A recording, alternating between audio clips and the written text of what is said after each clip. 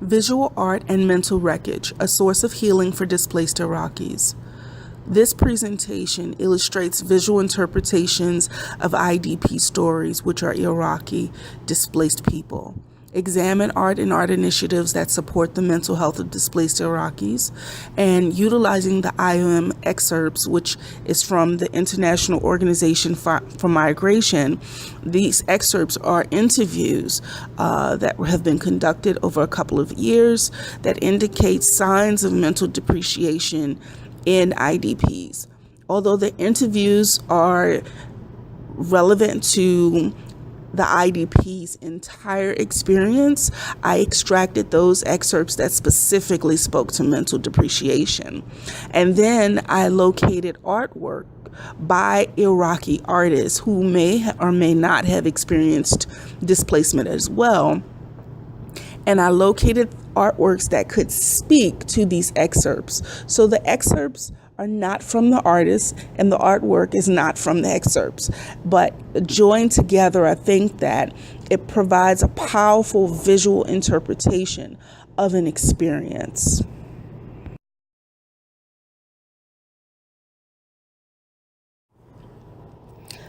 I selected several interviews from the 4,000 that the database produced that spoke to the psychological damage that can occur due to displacement. If the interviews contained any discussion regarding psychological breaks, depression, inability to cope, increased emotional state, paranoia, fixated memory, or anxiety, I went on and used those to incorporate into this project.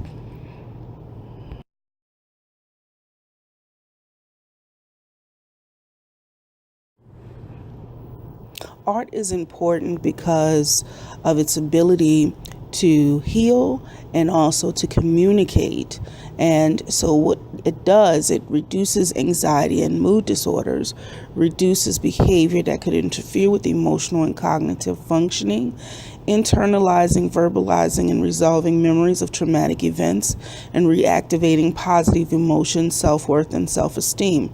This is what art can do for the individual. What can art do for the global community? It can educate others about a particular situation, in this case, displacement. I have a special ticket to another planet beyond this earth. A comfortable world and beautiful. A world without much smoke. Not too hot and not too cold. The creatures are gentler there, and the governments have no secrets. The police are non-existent. There are no problems and no fights. And the schools don't exhaust their students with too much work, for history has yet to start, and there's no geography and no other languages. And even better, the war has left its R behind and turned into love. So the weapons sleep beneath the dust, and the planes pass by without shelling the cities, and the boats look like smiles on the water. All things are peaceful and kind on the other planet beyond this earth. But still, I hesitate to go alone. Another Planet by Danya Mikhail.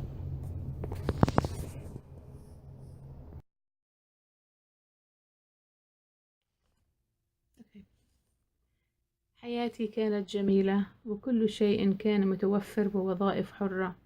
وبعد سقوط صدام عقلية الناس تغيرت، وكان في بداية 2006.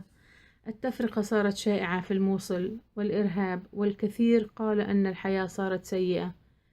أشتاق لبيتي كثيرا، كان مهيأ بكل شيء. أشتاق لوظيفتي، إنني خسرت كل شيء، ولا أقدر على النوم ليلا حتى أتصور أنني استرجعت كل شيء هناك.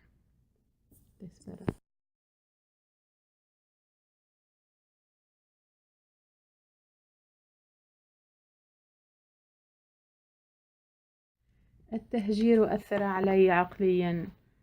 رؤية أبنائي في هذه الحالة، حالة التنقل والرحيل من مكان لآخر، غير قادر على رؤية أبنائي في هذه الظروف، مع كل شيء رأسا على عقب.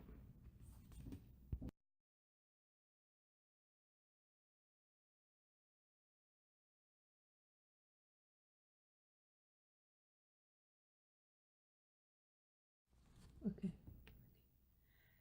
3 شهور بعد التهجير كنت أنا وأبنائي جالسين ننتظر زوجتي خلال إعداد وجبة العشاء. كان هناك دقة على الباب، كانوا يرتدون غطاءات سوداء، غطوا على عيوني وقالوا لابني البالغ 12 سنة: اقرأ الفاتحة لوالدك. بعد وصولي لمركز المخابرات وبعد احتجازي 4 ساعات أخبروني أنهم أخطأوا وأنا لست الشخص المطلوب. بعدها عانيت من حالة نفسية طرحتني بالسرير مدة شهر، وكان أيضا له تأثير على عائلتي نفسيا. لن أنسى ماذا حدث لي أبدا.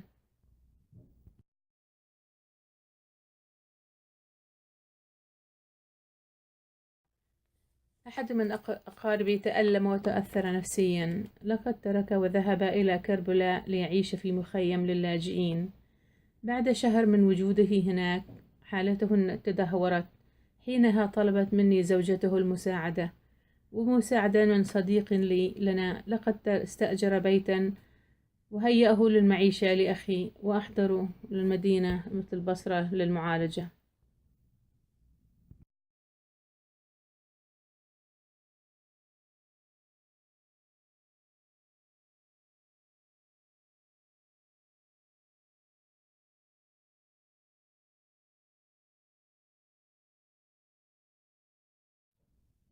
بعد التهجير الظروف صارت صعبة، وفي هذه الفترة لقد عانيت من انهيار عصبي وحالة نفسية،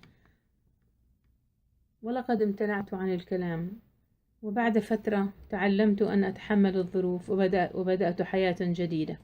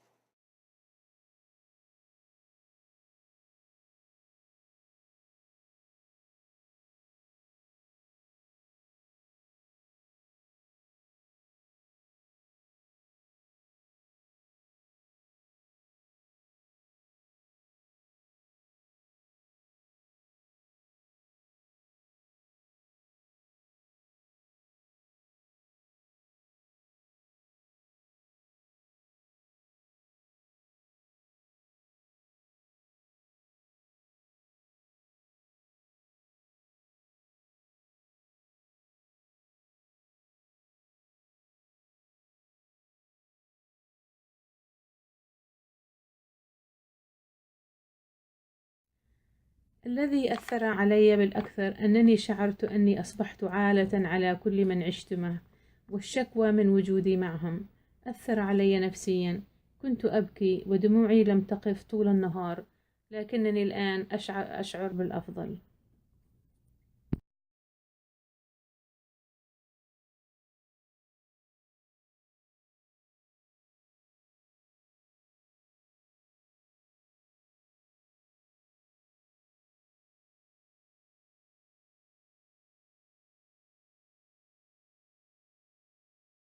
لقد تغيرت كثيرا، لقد مررت في حالة نفسية وانحطاط كبير. كنت أتشاجر مع أي شخص، وأصبحت حساسا بوجود أي شخص حولي.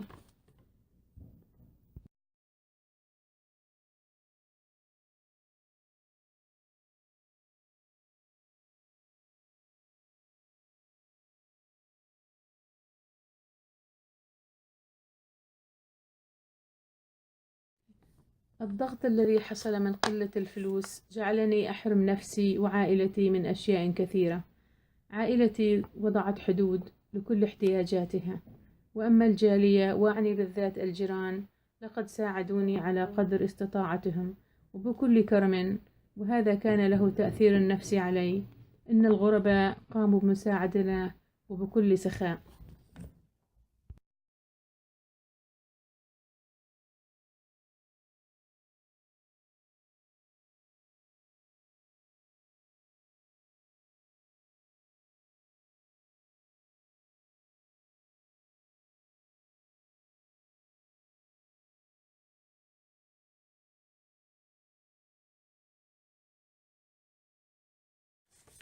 لقد تغيرت بعد التهجير وأصبحت عصبية ولا أريد أن أتكلم، وكثيرا مما كنت أتشاجر مع عائلتي وأصدقائي وحتى زملائي في الشغل.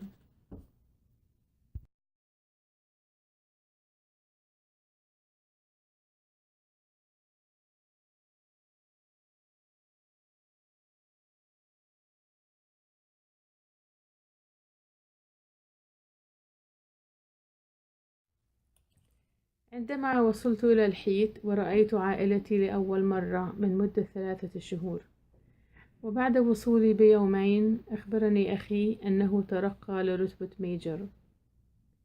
لقد ترك أخي ليكمل الوثائق لوظيفته. عندما وصلت سيارة بأشخاص ملثمين تقدموا منه وخطفوه ل5 أيام. لم نعرف أي شيء عن الظروف، وبعد ال5 أيام اتصل أخي هاتفيا بي وطلب مني أن أترك مع العائلة لمدينة البصرة.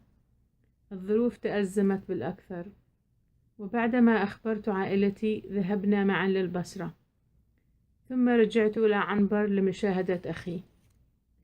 قالوا لي أنه تم تحويله إلى بغداد للمعالجة في المركز الطبي بسبب التعذيب. وعندما رجعت إلى بغداد ورأيت أخي لم أعرف، لأنه تعرض لتعذيب شديد. علامات التعذيب على وجهه وكتفه المكسور نتيجة عن تعليقه بالحبل، وهناك علامات الحرق بالسجاير على جسمه. كل هذا جعلني أفكر وأحلم بأخي لأيام عديدة.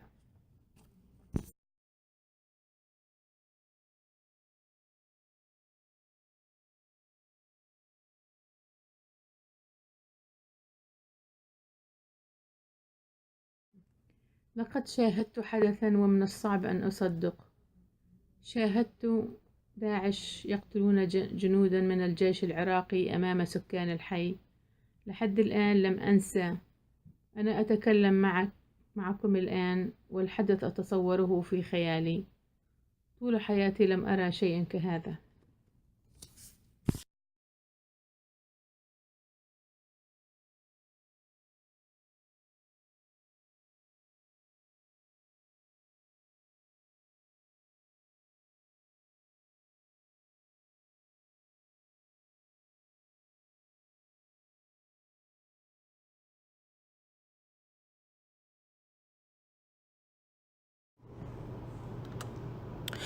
Promoting art as a tool for healing and reconciliation is occurring in several organizations that I would like to recognize.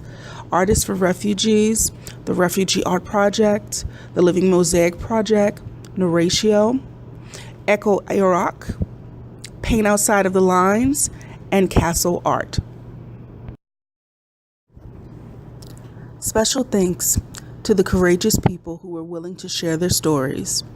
To Professor Rochelle Davis from Georgetown University, to the International Organization for Migration, to the Iraqi artists who illustrate cathartic imagery that visually captures the experiences of their families, friends, and country, to Samira Hussein, who is also a Palestinian refugee, for volunteering to do the Arabic narration of the interviews.